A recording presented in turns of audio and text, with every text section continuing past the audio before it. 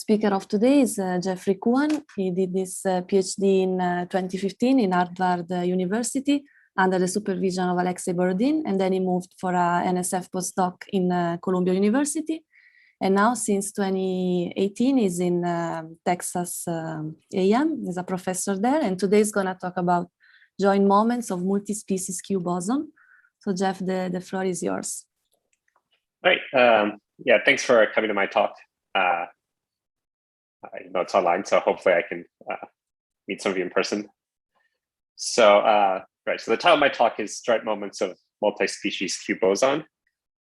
And so I'm going to start with a related model. So that's not the Q-Boson, but that's studied, I guess, a little bit more commonly, and that's the asymmetric simple exclusion process, often abbreviated to ASEP. So this was introduced by Frank Spitzer in 1970, and it's actually introduced a couple years earlier in this biology paper by McDonald, Gibbs, and Pipkin. So you have a one-dimensional lattice, which I've drawn here, and at each lattice site, you can either have a particle, which are these black dots, or a hole, which are these white dots. And particles jump left or right with rate alpha and beta.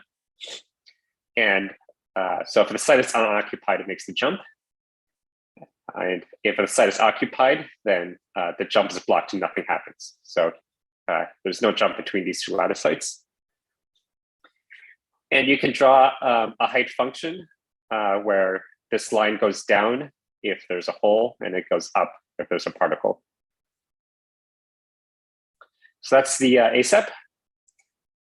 And so for this talk, I'm going to consider step initial conditions. So that's when all the particles to the right of the origin, all the lattice sites to the right of the origin are occupied. So then this height function starts in this V shape. And then as the particles jump, this is going to evolve upward. So this is approximately a parabola. And so one of the things I did during pandemic was learn Python. So I know just enough Python to make this animation. And so there are other initial conditions that you can consider, but just for this talk, I'm going to consider step initial conditions. And so this is, the first order limit of this is a parabola, but you can see that it's jagged, so it fluctuates around its parabola. Well, I guess just reset, but the height function fluctuates around its parabola. And so you can ask what these fluctuations are. And so if we look at, here I just did some computer simulations with our university supercomputer. So you look at the 100 rightmost particle at time 2000, and I just picked some values for the jump rates. And I just ran this for an hour. And so you get this distribution. And so this distribution is slightly to the left of center. So in contrast to the Gaussian distribution, which is centered at 0, this is slightly the left of 0. So what's this distribution? So this distribution is, the Tracy-Whittem distribution. So I'll say some results for what we know about this. So the strong law of large numbers for the totally asymmetric case was proved by Hermann Rost in 1981.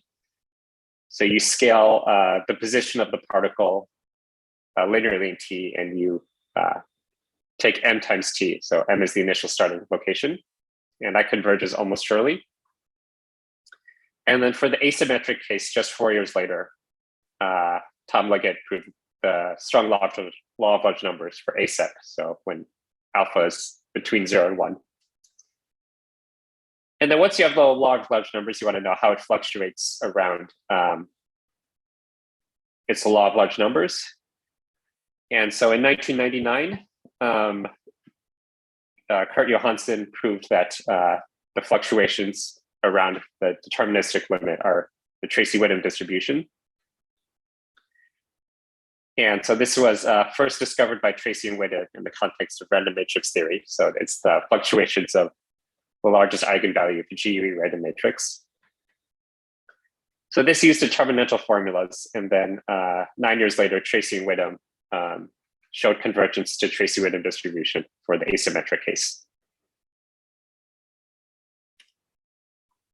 So I'll say a little bit about the Tracy-Widom distribution.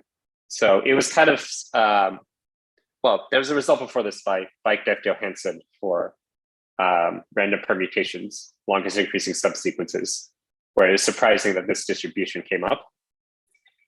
And so this is considered to be a universal distribution in the KPZ universality class. So this is analogous to the way the Gaussian distribution comes up in the central limit theorem that you learned in your undergraduate probability class. So the Gaussian distribution is named after Gauss, but I recently learned was first discovered actually in America in 1808. So this was the first mathematical discovery in the US, was the Gaussian distribution. And whoops, sorry. Right, so I'll say what the Kbc equation is. So this was introduced in 1986 by Kardar Parisi Zhang, three physicists. So it's this stochastic partial differential equation. So this term denotes relaxation. So if the, sorry, I need to stop hitting the button here. So if the height function, so if the height function has a bump here, then you know from calculus that the second derivative is negative. So then hopefully you can see here, this is the second derivative. So it's negative here. And then if you add this, then this bump goes down. So this is saying that if you have a large bump here, it's going to spread out. And then lateral growth says that the height, the surface here is going to grow perpendicularly to its tangent line. So if you use Pythagoras theorem, this is the term that you'll get here. So if you looked at this animation, you can maybe sort of imagine that this satisfies lateral growth and relaxation. Anyway, so yeah, KPZ, the authors predicted 1/3 scaling fluctuations, but they didn't predict the what the distribution would be. So this is one of the cases where mathematicians actually found it before physicists were able to. And so I just wrote the equation here again. And so this has been used to model a lot of real life things, such as like a bacterial colony growing in a petri dish or boundaries of forest fires. And so this equation has been studied a lot in real life applications. And so one mathematical issue with this, defining solutions of this equation, is that the C is space-time white noise. So locally, H has the roughness of a Brownian motion. So you can take the derivatives and they would just get a distribution. So that's not a problem. But if you try to square a distribution, then that's not really well defined. So so a priori, it doesn't it's not immediately clear how to define a solution for this. And moreover, if you want to define a solution, you want it to be physical. So your solution should have the 1/3 exponent in Tracy-Widom fluctuations. So there's been a lot of work just on this equation, and I'm just name dropping some people here. And I'll say one way that's been proposed to solve this is that if you formally take the Hopf-Kohl solution, or I guess Hopf-Kohl transformation, you take u to the e to the h, then if h solves the KPZ equation, then you solve the stochastic heat equation.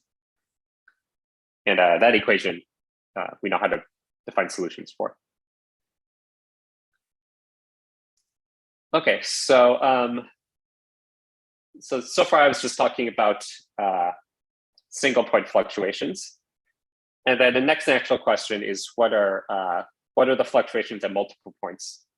So you know a priori that these are going to be Tracy-Widom distributions that are correlated with each other somehow. And so in 2002, Johansen proved that ASEP has fluctuations at multi-points that are the Airy-2 process. And this process was discovered a year earlier by Prehofer and Spohn. And so the fluctuations have a 2/3 exponent. So if your 2 points are about distance t to the 2/3 apart, then that's the right scaling limit to look at. And so for TASEP, there are determinantal formulas. And so it took a very long time to get any results for a model without determinantal formulas. So it took almost 20 years. And then last year, there are these two papers. Yevgeny Dimitrov showed 2-point fluctuations for another model called the Stochastic 6-vertex model. And Jeremy Costel and Surov Sarkar found the fluctuations for ASEP. I think even with more generic initial conditions. So it took a long time to go from the totally asymmetric case to the asymmetric case. Okay, so that was just some motivation for why, sorry, wrong way, for why these distributions would come up and why they've been studied a lot. So the title of my talk has multi-species in it. So I'm going to say a little bit about multi-species models. So this was introduced by Tom Liggett in 1976. And I'll do the 2-species case. So you have 2 species of particles. So the black particles and the red particles. So when Tom Liggett introduced it, I think he called this first-class and second-class particles. So species is also called class and sometimes called color. So you have these black particles that are the first-class particles, and the red particles that are the second-class particles. So each class of particles evolves as an ASEP, and the non-trivial interaction occurs when a first-class particle and a second-class particle are right next to each other. So here, if the first-class particle tries to jump to a site occupied by a second-class particle, then the jump happens, and the second particle is forced to switch places with the first-class particle. If a second-class particle tries to jump to a site occupied by a first-class particle, and the jump is blocked and nothing happens. And so this is similar to the way the real world works. So the first-class particles just do whatever they feel like and ignore the second-class particles. And the second-class particles can't do anything about it. And right, so this was, this could also be described as 2 coupled ASEPs. So this line here is, if you're the type of person who says you don't see a class system, so all the particles look the same to you, then this evolves as an ASEP. Or if you're the type of person who says that lower class particles don't exist or are invisible, and you just care about the first class particles, and that's also an ASEP. So for multi-species models, there's not much known or really even conjectured. So this slide is intentionally sparse. So there's only, well, it's not even clear what the right question is. So this recent paper from earlier this year considers another 2-species model called the AHR model. And they show that the crossing probability is Tracy times the Gaussian. And that's actually different than, I'll be looking at a different statistic for this talk. So I guess there are multiple right questions. Okay, so so my talk is about the q-Boson. So now that I've introduced ASEP and TASEP, for some motivation, I'll introduce the q-Boson. So you can take a Q deformation of TASEP, and it's called q-TASEP, named by Alexei Borodin and Ivan Corwin. So it jumps, the jumps all go to the right, and the jump is 1 minus Q to the gap in front of it. So here there's one hole in front of this particle, so the jump rate is 1 minus Q. Here there's 2 holes, so the jump rate is 1 minus Q squared. Here there's no gap, so it's 1 minus Q to the 0, which is just 1 minus 1 to 0, so no jump happens here. And we're going to assume there's a rightmost particle. So here the gap is infinite, so the jump rate is 1 minus Q to the infinity, which is 1. And the gaps actually evolve as a q-Boson introduced by Sasimoto and Wadati about 12 years earlier. So here the gap is 1. So here there's 1 particle, jumps at rate 1 minus Q. here the gap is 2, so it jumps at rate 1 minus q squared. Here there's no gap, and here there's infinitely many particles. Okay, so that's the q-Boson, and you can simulate this again. And so we start with infinitely many particles here at the origin, and then no particles to the right of it. So particles start jumping in from the left, and then they start spreading out. So again, there's this deterministic curve, and it's going to fluctuate around the curve. And you could ask again what the fluctuations are around the curve. And yeah, if you plot it, you see again, it's the Tracy distribution. And this is proved by Patrick Ferrari and Balanfido in 2013. And they had a technical condition. And then Guillaume Barracon removed that technical condition, and I think did a 2-speed version a year later. So yeah, so that's the single species q-Boson. And then, so I'm talking about the, so I'm going to talk about the multi-species q-Boson. And so because it's, right, so, so here I drew an example. So this was introduced by Takayama, 2015. So the jump rates for the first class particles are just what they would be if they ignore the second class particles. So here this jumps to rate 1 minus q. And then the second class particles have a jump rate that's 1 minus q to the number of those particles, but then it's slowed down by a rate that's equal to the number of first class particles. So if there are only 2 second class particles here, the jump rate is 1 minus q squared. And because there are 2 first class particles here, it slows down by q squared. So the first class particles slow down the second class particles. And it's not quite as obviously, but this could also be viewed as a coupling of single species q-Bosons. Right, so the question we're going to be looking about, or which we're generally interested in, is the fluctuations. So this theorem has a lot of symbols, but I'll say in words what it is. So we let the statistic count the number of particles species up to j, out to the right of a point. And on the left-hand side here, we have a multi-species q-Boson. And we're looking at the single point fluctuations. So the multi-species q-Boson starts with particles infinitely many particles to the left of the origin. I guess maybe on the screen, that's not left. And then they go right. And we're looking at the moments of this statistic past the point 0 for the multi-species model. And that's actually those moments are actually the same as the single species models, where all the particles start at 0, and you look at how far they are, or how many of them go past the points m, where m is the starting locations on the left-hand side. So maybe thinking in words is the simplest thing to think about. So it's just saying the single point fluctuations of the multi-species q-Boson are the same as the multi-point fluctuations of the single species q-Boson.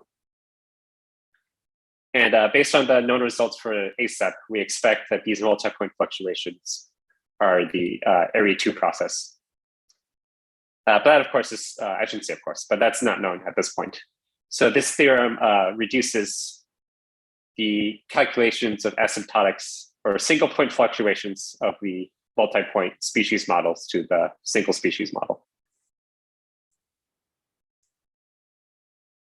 Right, so I guess based on what I said earlier, you could conjecture that the single point fluctuations of a multi-species q-Boson and other models in the Kbc class would step initial conditions of the ARE2 process.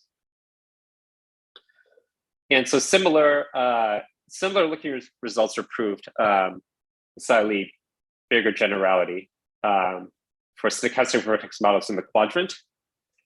And for this model, we're looking at the infinite lines. So as far as I know, my result doesn't follow immediately from those statements.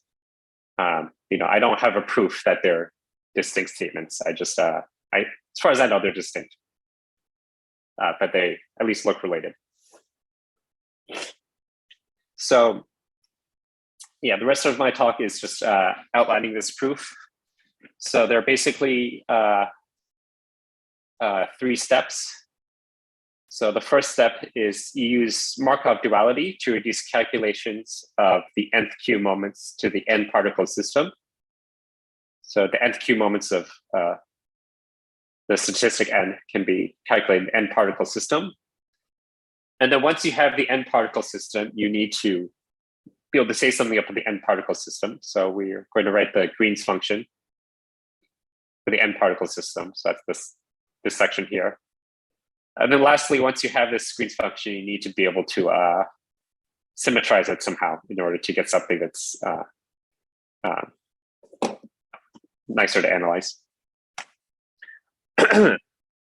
So before I go on, are there any questions?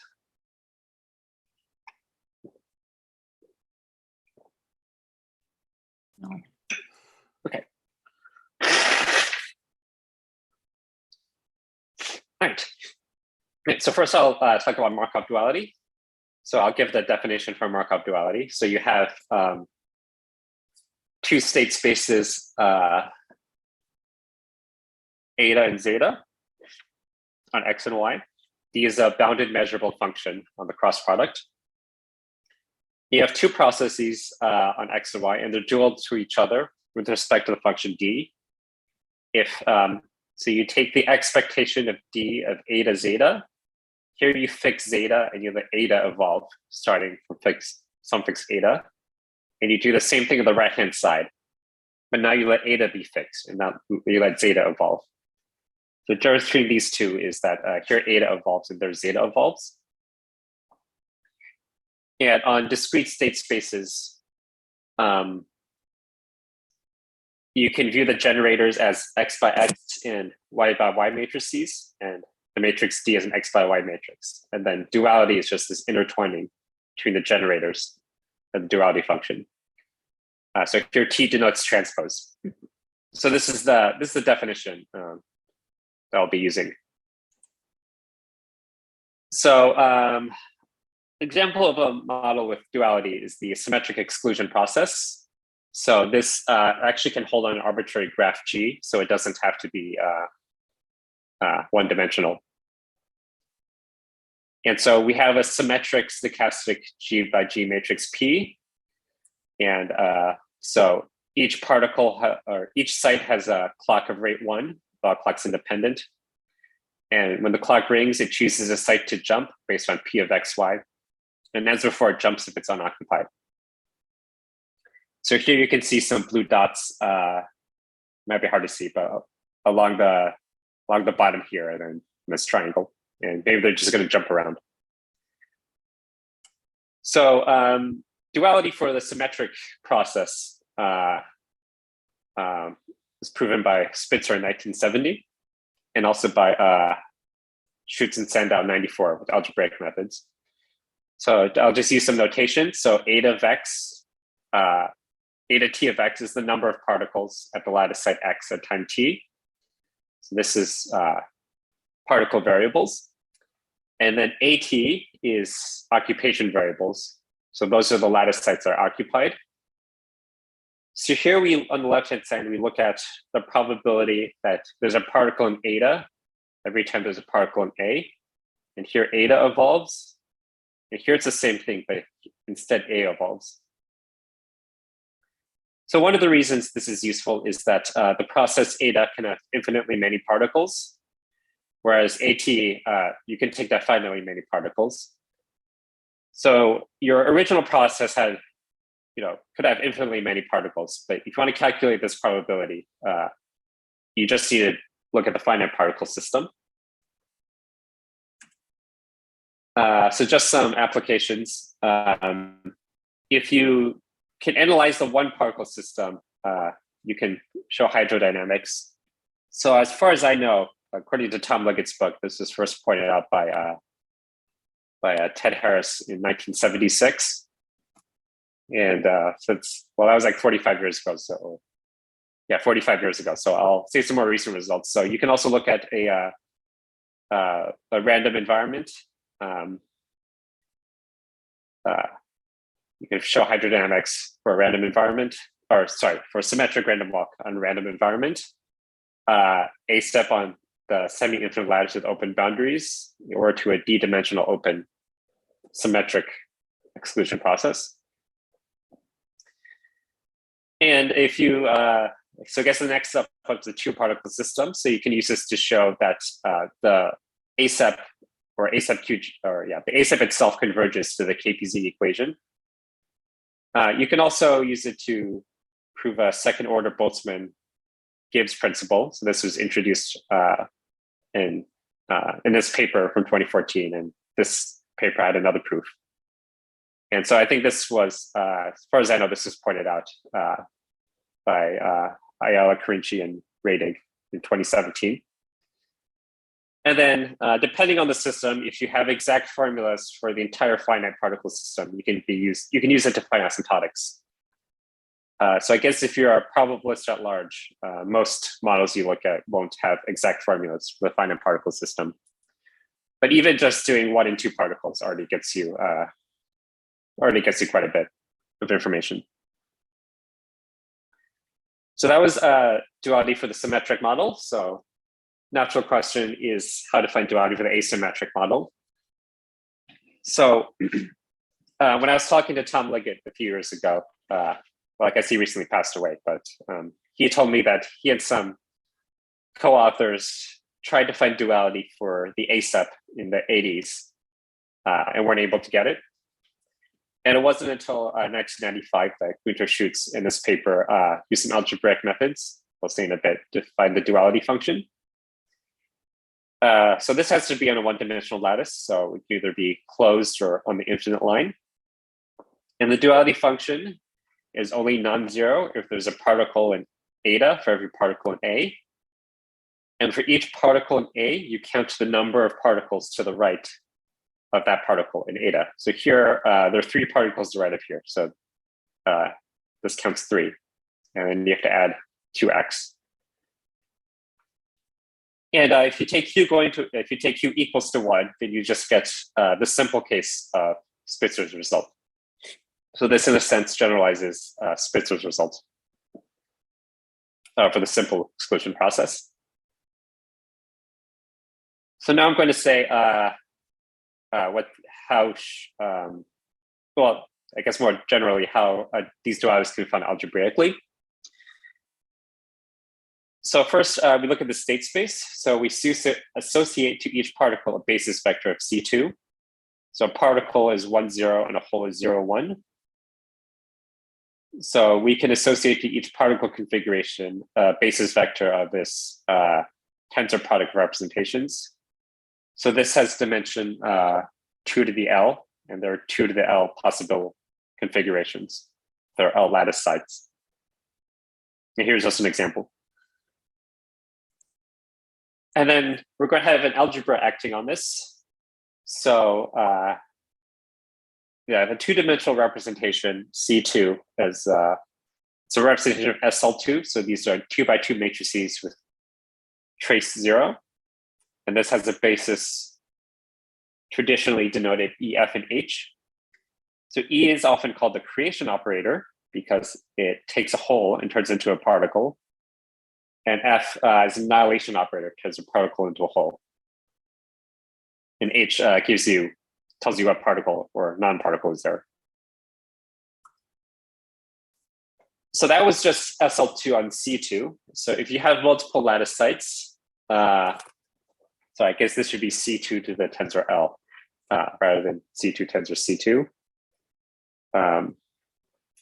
Make a note to change that. So if you have an algebra element of SL2, it just acts on each lattice site and then fixes all the other lattice sites. And then you just add this over all lattice sites. So you'll notice this is symmetric in the left or right directions. So yeah, if you reverse left and right, you would just get the same thing. And that's related to the fact that the symmetric model is, well, that's related to the symmetry in the symmetric model. So the generator of the symmetric exclusion process can be written as the coproduct, let's just think here, of the Casimir element. And so it can be with all other elements. So Cx equals xc for all x in algebra. So you just take your generator to be this Casimir and D to be an appropriate annihilation operator. And this just becomes the duality that defines intertwining. So intertwining is useful because it reduces an infinite particle system to a finite particle system.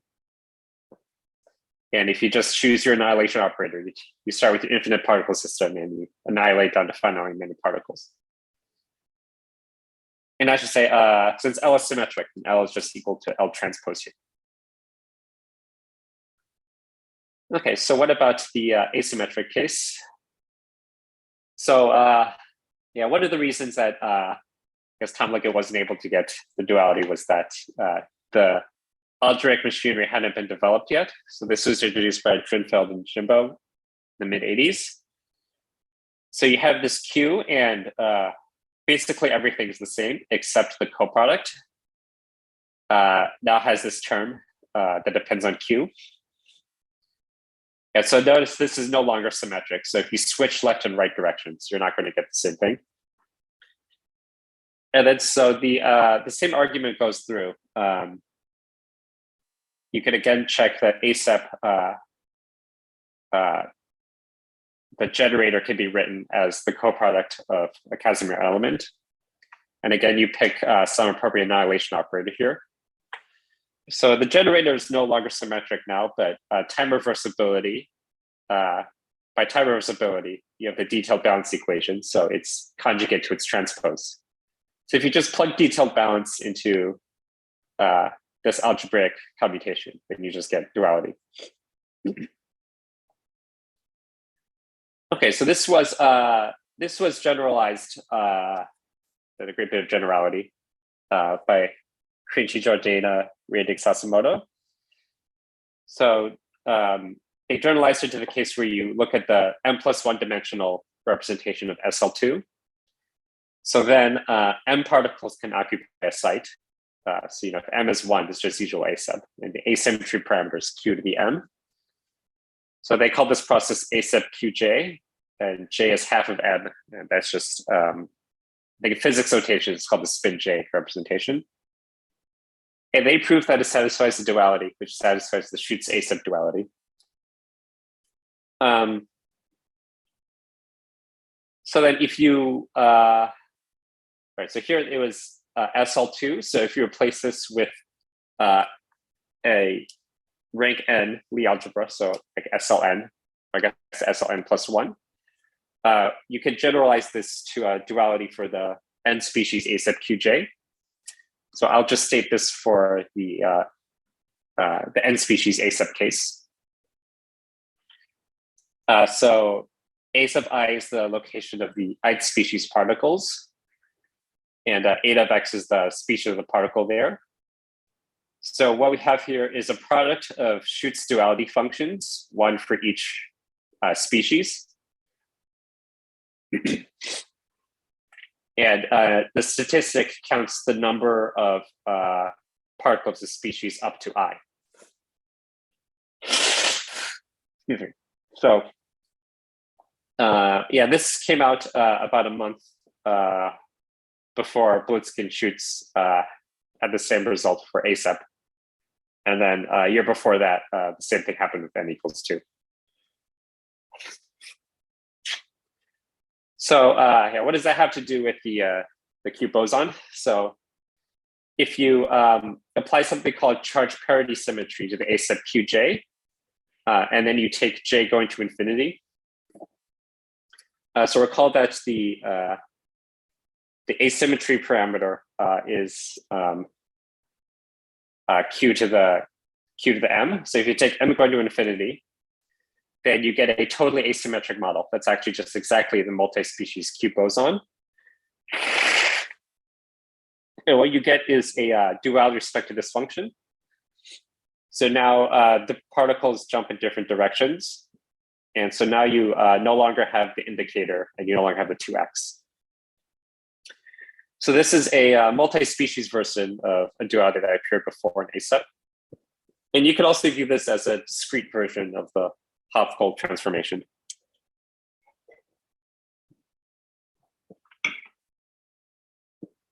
We're calling that Hopf-Kohl was just e to the h. And I don't intend to get into this last statement here, but this is also a duality function for the multi-species stochastic higher spin vertex model. And so for that model, new methods were needed. So that in that case, you have an affine Lie algebra, which is infinite dimensional. So the Casimir is going to diverge. But instead, you use the R matrices of quantum affine Lie algebras. And so, yeah, this duality appears there too, but I don't really have time to get into that. Okay, so, and then you'll notice that this function here are just the nth moments of the statistic n of eta, the height function that we care about, that I said in the main result. Okay, so any questions about duality?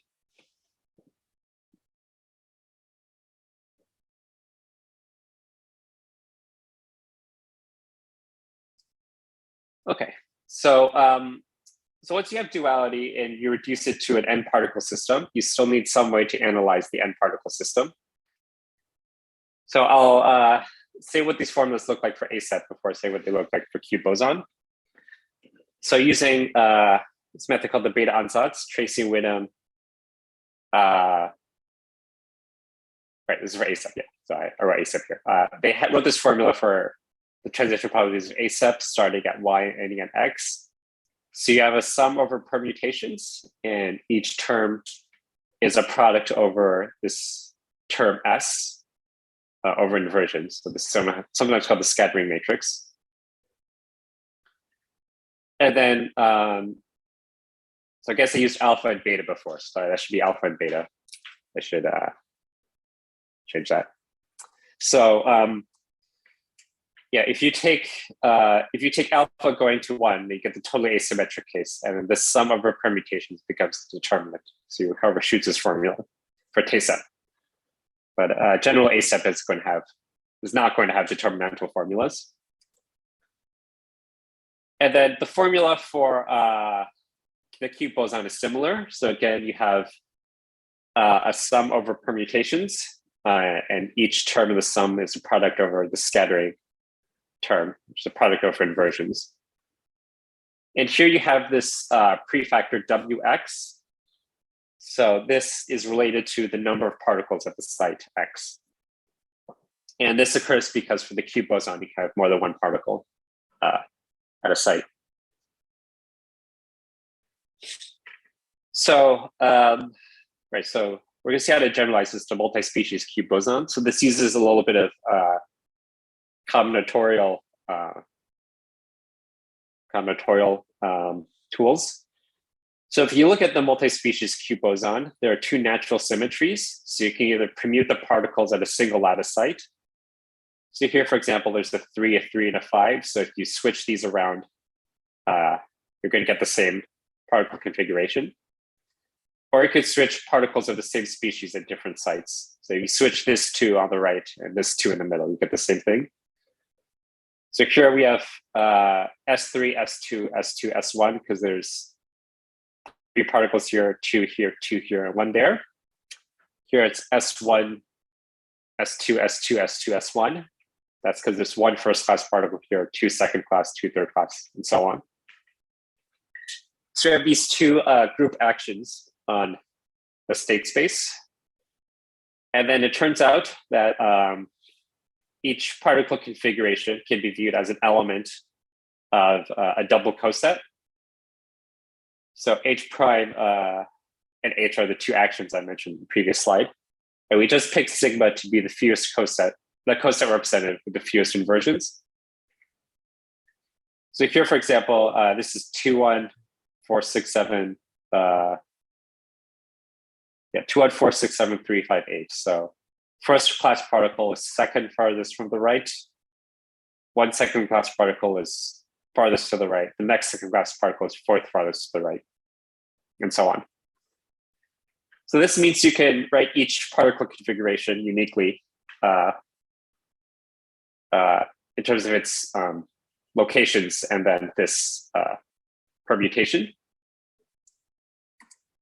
So the formula is that you have to start with q-exchangeable conditions. So this means that the initial conditions, the species ordering are weighted by the number of inversions. So if you start the multi-species q-Boson with q-exchangeable initial conditions, then you have this formula for the probability at later times. So these last two lines are exactly the same. The only thing that changes is that the prefactor from before turns into this term with q to the inversions of sigma. So sigma is the configuration we're looking at time t. Yeah, and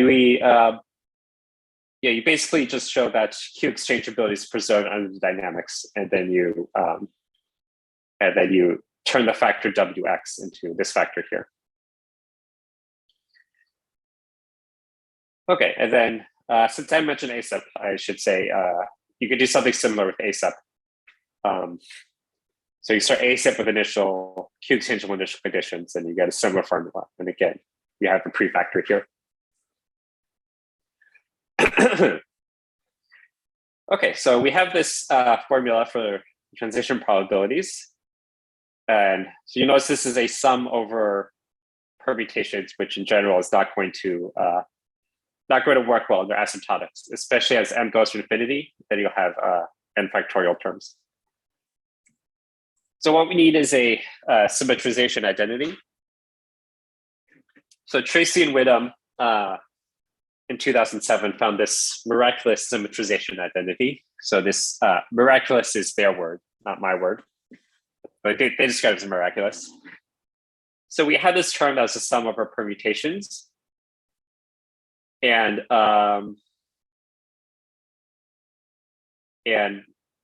if you sum it to find the location of the rightmost particle, it actually just collapses into a contour integral of a single term. So here there's no sum anymore. So then, so this is the symmetrization identity for ASEP. So natural thing is to ask what the symmetrization identity is for the multi-species ASEP. And actually what I found was that their miraculous symmetrization identity, I should say this probability that they found also follows from the Green's function I said in the previous slide in about half a page without needing a symmetrization identity. So somehow in a way, at least when you go to multi-species ASEP, some of the calculations become a little bit simpler, which I found a little bit surprising, but I guess that's what happened. Okay, so for the multi-species q-Boson, if you need a symmetrization identity, that's actually, well, I guess a lot less miraculous. So we're allowed to have multiple particles at a single point. So then the term a sigma just immediately simplifies to this single term as a product. And then so this shows that if you start all the particles at one site, then you have this explicit formula for the later probabilities. So then in the multi-species case, I said we had this coupling property where particles ignore lower class particles. So we just need to consider the case where there's one particle of each species. So we take this formula here, or I guess, we take the symmetrized formula here, and then we look at the locations of the particles where the nth class particle is bounded to the right by some number up to the k plus first class particle. So you have to sum a bunch of things. So you just you have the sum of this single contour integral, and then you have this prefactor, which just happens to be this term. whatever this is. So that so this stuff doesn't look too good at first, and it's not too good at first, but it actually turns out to be a telescoping sum, and you can see it's telescoping sum actually pretty quickly. So this simplified term B, if you multiply it by this, so this Q occurs because we're counting, if a particle jumps in front of a class of higher, particle jumps in front of another particle of higher class, the probability is penalized by weight Q.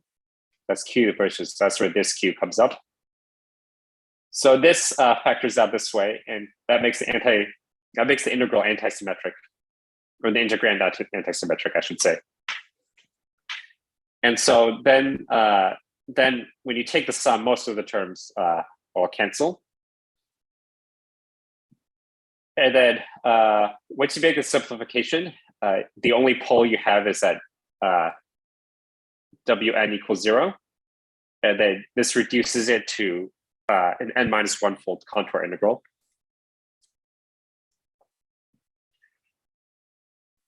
Okay, so I missed a slide here. I might have missed a slide. Oh yeah, so then, right, so you have this sum of large contour integrals, and you can write this as a single small contour integral. So before, in this formula, we had these large contours, and you reduce each integral down to a smaller integral. And it turns out this prefactor here, this term is exactly what it needs to be, so that almost all the terms cancel. So it just sort of works out. This is it's just exactly what you needed to be to simplify. So what you get at the end is a single L-fold. You get a single n-fold integral around small contours. So now these are small contours containing 1 after you make these deformations. And then if you take k equals 0, and then you take a direct comparison to previous calculations by Alexei, Borodin, Ivan Korn, and Tomohiro Sasimoto, then you just get the result that the Q moments of the multi-species q-Boson a single point, the single species q-Boson multi-point fluctuations. And the latter result is what this statement refers to. Okay, so I think I'm right about 50 minutes. So I'll just, I'll end with some next steps for open questions. So an actual question is to prove an analogous result for ASEP. And then so, yeah, today I just presented the single point fluctuations of multi-species q-Boson. So natural next question are the multi-point fluctuations for the multi-species q-Boson. So those are the natural next steps to go to. All right, so yeah, thanks for listening to my talk, and I'll stop here. Thank you, Jeff. So if you want, you can unmute yourself and thank Jeff properly. Okay. Are there any questions from the audience, comment?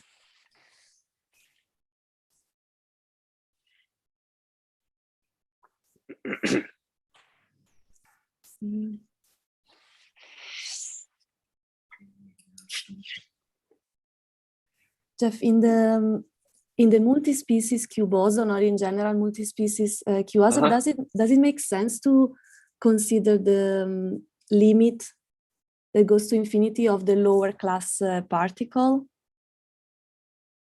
Oh, yeah. So I think when so somewhere here when I said yeah, so when you take the, where's this slide? Yeah, so when you take the J go to infinity limit here, this is more morally what you're doing, yeah. Yeah, you basically take the number of holes to be infinity. Right. Yeah. Yeah, which you can consider as the lower priority. Yeah, the lowest class particles, yeah.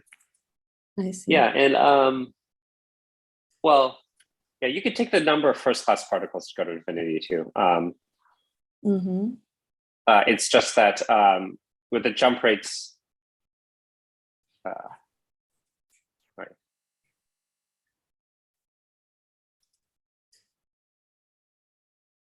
Where are the jump rates? Yeah, so if you have infinitely many first-class particles, then the jump rate here is going to be q to the infinity, which is 0. So if you have infinitely many first-class particles, that blocks all other particles from jumping past it. So that's sort of why I had to have, in the initial condition here, all the first-class particles were farthest to the left, and then the second-class particles and third-class particles, and so forth. Yeah. And Jeff, in that formula that you have regarding the expectation, there is still, you cannot interpret it as a, I don't know, duality between a single species and a multi-species? Oh, that's a good question.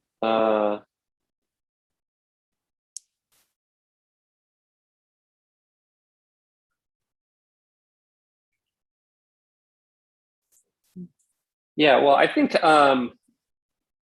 yeah, so the duality function is basically what's inside here.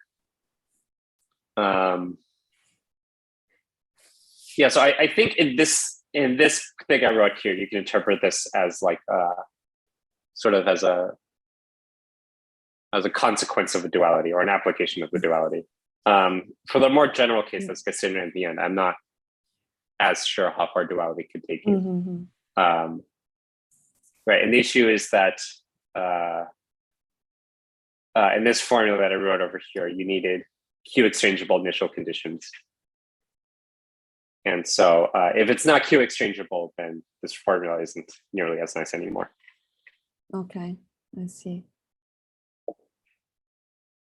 I see. Okay, are there any more questions? Can I ask a question or? Yes, Christian. Yeah, of course, yeah. So it's the issue of universality. I mean, so I guess the belief would be that I mean the kind of results that you prove for multi-species q-Boson should hold also for other non-integrable systems.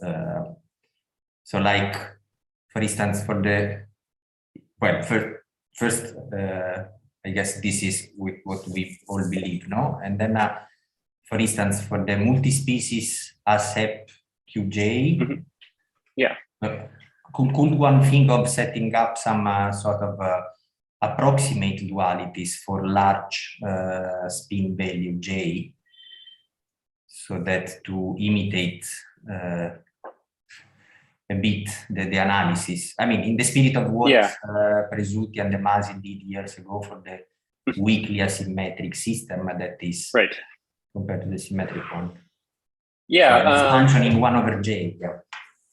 Yeah, like an approximate duality. Yeah, I've thought about that. My guess is that could work. I'm not. I personally am not very good at finding sharp estimates, so I wasn't able to get that to work. But I'm guessing someone with more expertise might be able to do it that way. Okay. Well, J infinity is already complicated enough. Yeah, yeah.